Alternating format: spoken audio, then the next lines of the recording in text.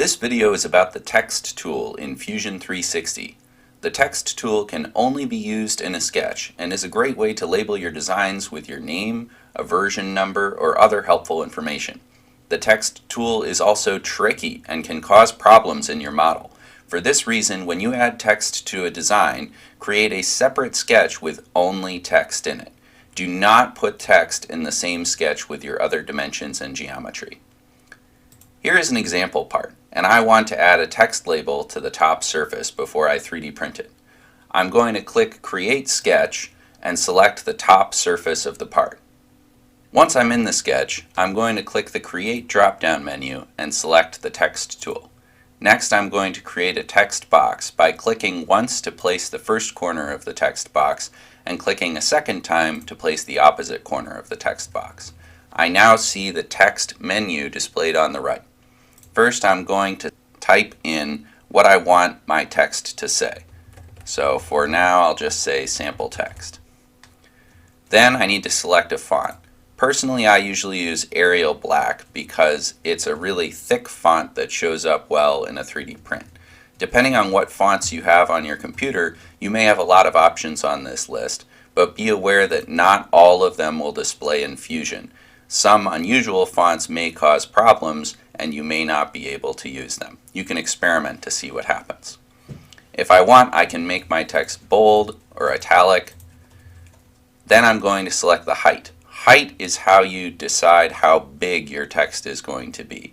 And for your text to show up on a 3D print, you should make your height no smaller than 3 millimeters. This is a large part, so I'm actually going to increase it to 5 millimeters.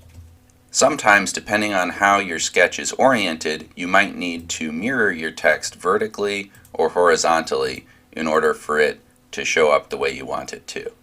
Also, I recommend setting your alignment to horizontally centered and vertically centered. My text is looking pretty good, so I'm now going to click OK. Now, I mentioned earlier that the text tool is challenging, and here's why. It is nearly impossible to constrain. So if I select the text, I get these little 9 green dots that show up. And I can click and drag on them. You can see as I'm dragging my text around, it's wobbling. Although we've drawn a rectangle for our text, it is not constrained in any way. Its height is not constrained, its width is not constrained, it's not even constrained to be horizontal and vertical. So at a minimum, I like to apply the horizontal constraint to one of the edges of the text box. That will at least prevent it from walking around side to side. If I really wanted this text to be in a specific place, I could draw sketch lines in here. For instance, from the middle of the side of the text box to the middle of the side of my object, also on the bottom, and set those lines to be vertical and horizontal. That would locate my text box correctly, although you can see when I applied that vertical constraint, the text box got all messed up. This is just another example of how this can be tricky to use. Or if you like, after applying a horizontal constraint to the text box itself, you can just drag it to roughly where you want it and leave it there. Once I'm satisfied with how the text appears, I'm going to finish the sketch. Now, in order to make this text actually show up on our part, we need to extrude it.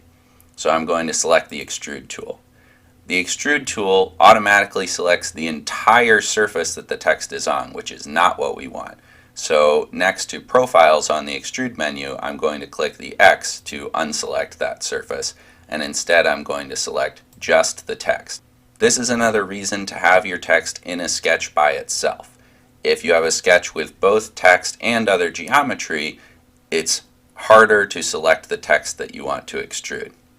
Now, this is very important. When you use the text tool to put a label on your part, do not have the text stick out of your part. It will not 3D print well. Always have your text be embossed into the surface. But don't emboss your text super deep. I am only going to have my text be stamped in to a depth of -0.2 millimeters. This is a very shallow extrude, but it will show up clearly in the 3D print without weakening this surface of the part.